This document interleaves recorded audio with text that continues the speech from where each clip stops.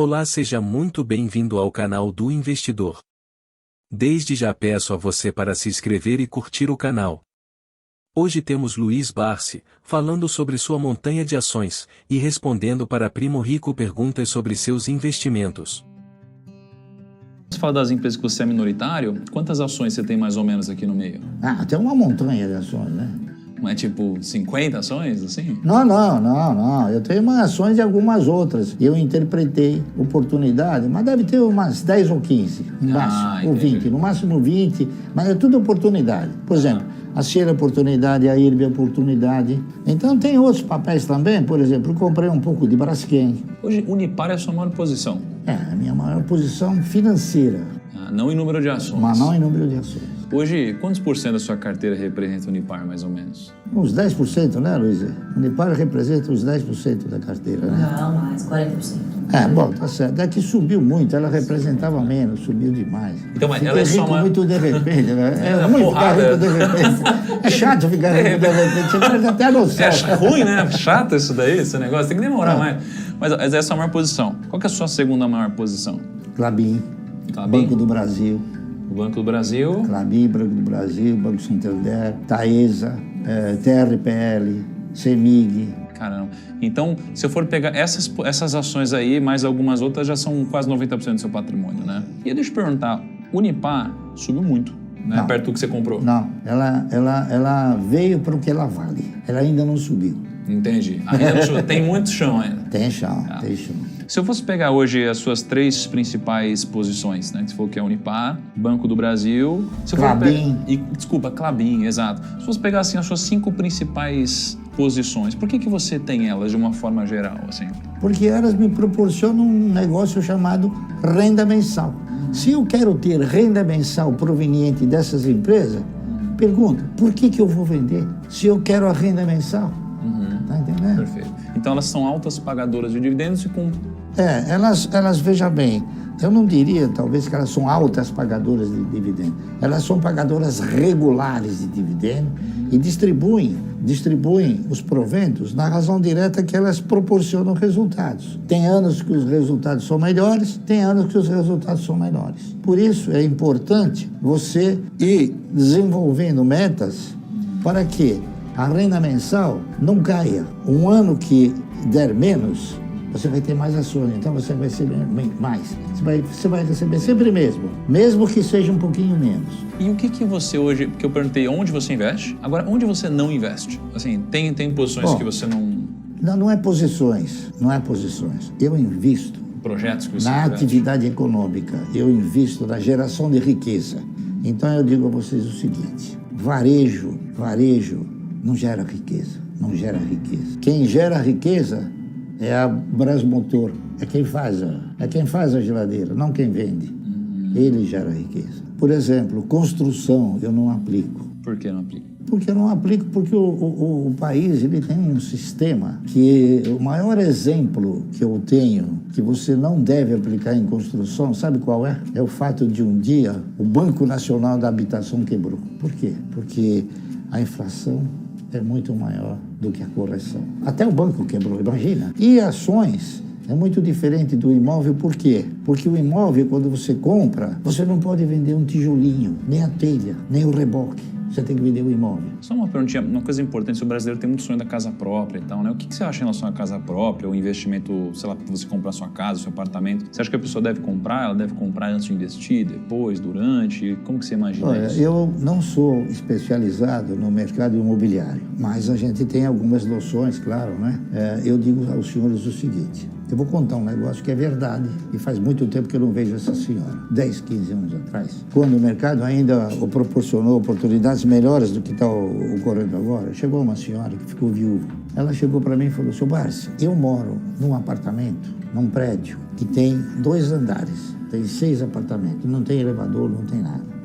Tem 3 apartamentos embaixo e 3 apartamentos em cima. Meu marido morreu, deixou para mim um seguro que era, acho que 60, 70 mil reais. Eu disse para ela o seguinte, olha, nós estamos numa situação de mercado agora muito favorável, né? Então, talvez possa ser muito mais interessante, ao invés da senhora pegar o dinheiro e comprar o apartamento, a senhora, com o lucro, a senhora paga o aluguel, que era um aluguel insignificante. E ela fez isso. 3 anos depois, ela falou: seu Barsi, o senhor é uma pessoa que caiu na minha vida, não sei o quê. Sabe por quê? Porque eu tinha dinheiro para comprar um apartamento, hoje eu tenho dinheiro para comprar um prédio. E que beleza, né? Fiquei muito feliz com isso. Então, isso não é um exemplo que acontece todo dia, porque o mercado ele não está tão assim receptivo para gerar resultados tão grandes. Mas mesmo numa situação que nem a de hoje, a Cielo deu 100% de lucro. Então, o que eu peguei aqui que eu achei interessante a gente basicamente tem, se for pegar mais ou menos 100% do portfólio, né, você tem mais ou menos 2% que estão num caixa para quando aparecer uma oportunidade, os outros 98% mais ou menos, você divide em 2 partes a sua carteira, aquelas empresas que você se considera dono dessas empresas e aquelas onde você considera um minoritário, né? Das que você se considera dono, você tem mais ou menos 90% aqui do portfólio, que tem de 10 a 11 empresas, as maiores posições são aquelas que a gente citou, e os outros 8% estão em mais ou menos umas 10 a 15 empresas, né? E eu te perguntei onde você não investe.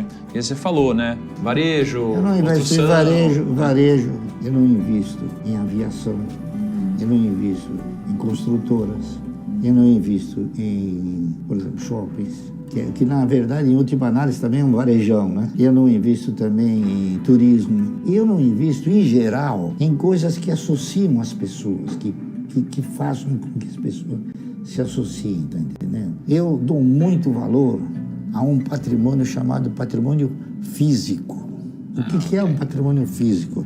É aquilo que você vê, você apalpa, você sente. E eu não dou valor para o patrimônio intelectual. O patrimônio intelectual ele pode ter morte súbita, o patrimônio físico não. Eu não invisto em atividades como comprar ações claras de tecnologia, porque está na cabeça de um cara. Esse cara morre, a tecnologia vai para o inferno, vai para o minado. Então, eu não tenho a ambição de querer ficar rico de repente. Eu acho que para ficar rico, você tem que ter o quê?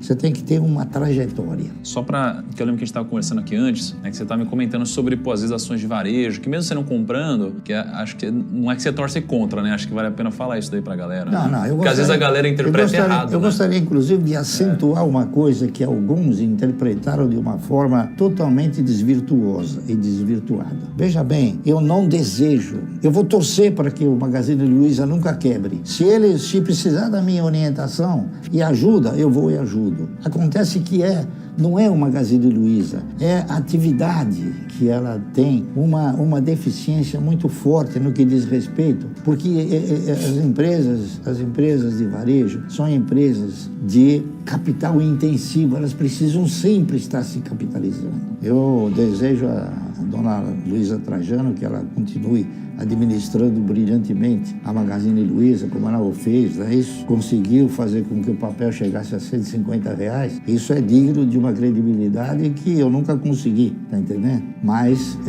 para deixar claro, que eu não torço, não desejo, eu não quero que o Magazine Luiza quebre. Eu dei o exemplo do Magazine Luiza, como eu poderia ter dado o exemplo de 40 outros que quebraram. Sloper, Mesbah, Clipper, Arapuã, 40, vai, que eu não me lembro de todos, entendeu? Muito bom. E é isso aí. Barsi, muito obrigado pela sua contribuição aqui, obrigado pela coragem, né, de certa forma, nessa altura do campeonato, tendo conquistado tanta coisa, ensinando, né, para muita gente que ou está começando ou já investe, né? Eu gostaria que isso fosse levado adiante por vocês, porque a minha didática não é tão assim, não é tão positiva como já o foi no passado. Eu fui professor universitário, eu dava aula de valor e formação de preço, como se formam os preços. E hoje a gente já tem assim um resquício de alguma falta de lembrança, não é isso? Então eu deixo a você, que é jovem e tem todas essas características, para desenvolver uma didática ao cidadão que procure mostrar para ele o ABC da aplicação. O ABC da aplicação é o seguinte: nunca confie seus recursos sem que você participe. Não dê o dinheiro assim. Por muito bom que seja o portal, por muito grande que seja, a gente percebe o seguinte. Eu vou dar só um exemplo, porque é um exemplo, é palpável e saiu no jornal. O Itaú deu 7 bilhões. Quanto deu o Itaú de lucro? 7 bilhões. Um exemplo. Um exemplo. E esse lucro está amparado por você, porque você aplicou lá e ele tem o lucro, você tem o prejuízo. Não dê o seu recurso assim, por muito majestosa que possa ser a imagem da empresa, tá entendendo? Eu dei o Itaú, mas é o Itaú, o Bradesco e todos eles. Tá entendendo?